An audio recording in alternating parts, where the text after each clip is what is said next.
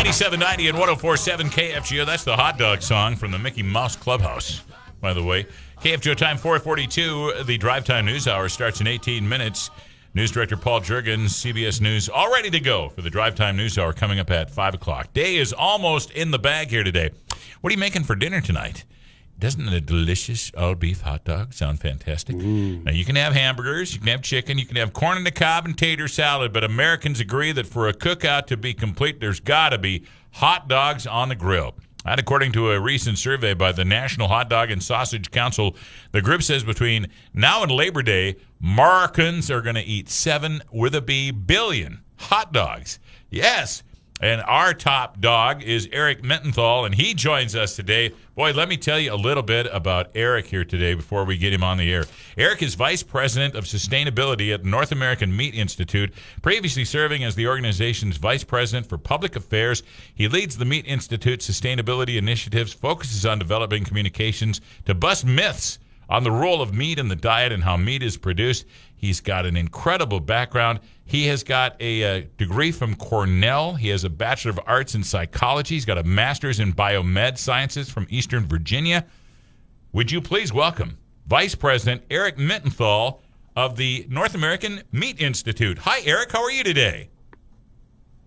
Thanks for having me. It's great to have you on today. So let's talk hot dogs. How come America loves their hot dogs, Eric? Well, we have such a long history with hot dogs. It's something that we all grew up with, going back many generations, and remains strong today. And so if you enjoyed them as a kid, you enjoy them as an adult, and it's just something that we all love and puts a smile on our faces. So we want to continue to eat them and enjoy them. Well, absolutely. How did you get involved, Eric? How did you end up with the North American Meat Council, Meat Institute, I should say, and how did you get to this position? What drove you to this with all the great background you've got?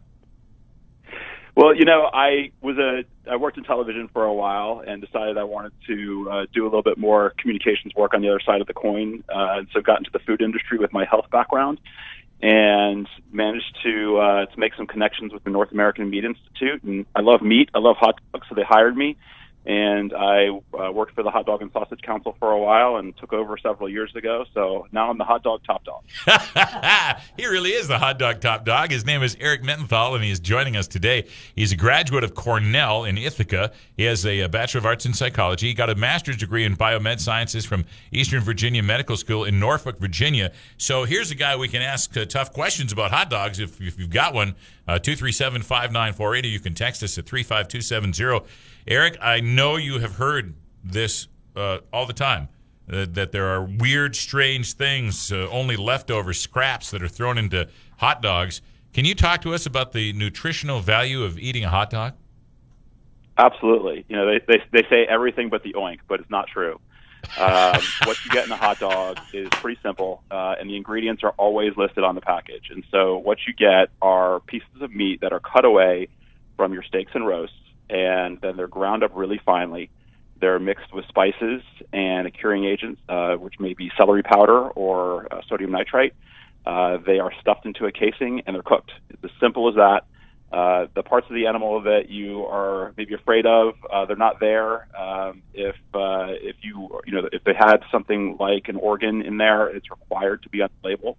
And so you would see it on the label that a particular organ is in there, but that's extremely rare. In some cases, it is actually desired as a delicacy.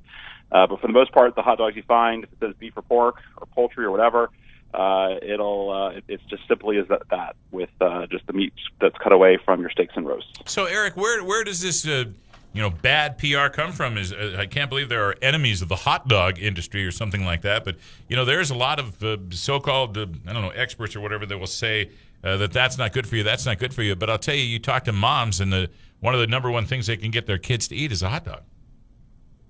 Yeah, and there's a lot of different hot dogs that are out there, and so for folks who may be concerned about the amount of fat or sodium, there are different formulations that you can find. So if you're looking for lower in fat, lower in sodium, specific types of ingredients, it's all available. And so hot dogs have become a target because they're something that people love, but you absolutely get great nutrition from a hot dog. The nutrition you get from meat, all the protein, all the iron, all the zinc, it's there, and it's there in a easy, convenient form that people love, and so people can feel confident that hot dogs are food you can enjoy. But as with everything, enjoy them in moderation. Are today's hot dogs better, safer, more delicious than ever? They are as safe as they've always been. All hot dogs are inspected by the U.S. Department of Agriculture. They cannot leave the plant and go to a store until a USDA inspector says they are deemed wholesome for sale. And so you can be confident that they have all gone through inspection, that they are safe, they are wholesome, and delicious for your family. A very, very busy man, Eric Mittenthal, Vice President of Sustainability, is joining us today. He's with the North American Meat Institute, and he's taken a couple of very important moments to join us today to talk about hot dogs. So hot dog sales are up 20% during the pandemic. What, you guys are always doing research on your product. What does that say? Well, it says Americans are looking for food that they can trust, that they know is going to be delicious, that their families will be happy with, that's easy to cook and convenient, and so hot dogs fit the bill on all of those things. And so as people have struggled over the last year and wanted something that they knew could be something that they could rely on as a delicious, nutritious food, hot dogs have stepped up and fit the bill, and so people have been enjoying them in large numbers over the last year. Eric, do you dare stick your neck out this far and say which one is the best hot dog out there? They're all delicious. So have you ever had all we ever hear about up here in the Midwest is Nathan's hot dogs in New York City. They're the greatest in the whole wide world. Have you ever had one of those? Oh, yeah, I've had Nathan's. They're in Coney Island, and they're delicious. It's great to be able to celebrate that history there in Coney Island. But one of the unique things about hot dogs is that every community really has their own hot dog stands. Many have their own hot dog varieties. You have a lot of regional hot dog varieties around the country, and so you can find the local brands that you like and the local styles that you like, and really be able to personalize it to where you live and make it special for your own region. What's the best way to cook a hot dog? Well, the majority of Americans cook it on the grill, and for me, I'm a grill fan. I like to do it on the grill. Some folks like to do it steamed. Some say microwave, but the grill is definitely the best for me. Do you ever put hot dogs in your macaroni and cheese? Oh, of course. Yeah, that's a great way to do it. Adds a little extra flavor to the macaroni and cheese, and adds some extra protein too. So, what do you put on your hot dog? Mustard, ketchup, relish? What do you do? Well, first off, definitely not ketchup. We say at the National Hot Dog and Sausage Council that if you are over the age of 18, that ketchup is an inappropriate topping for a hot dog. Eric! But the other toppings are great. I'm a chili dog guy myself. I love a chili dog with mustard. I like chili dogs too, but I put ketchup on my hot dog with cheese. That's no good. Not the ideal hot dog by any means. That's for sure. Okay, so I looked up who's got the best hot dogs out there. Who did this? The Washington Post. This was in the Washington Post, who say democracy dies in the darkness. So, you got to give them some credence.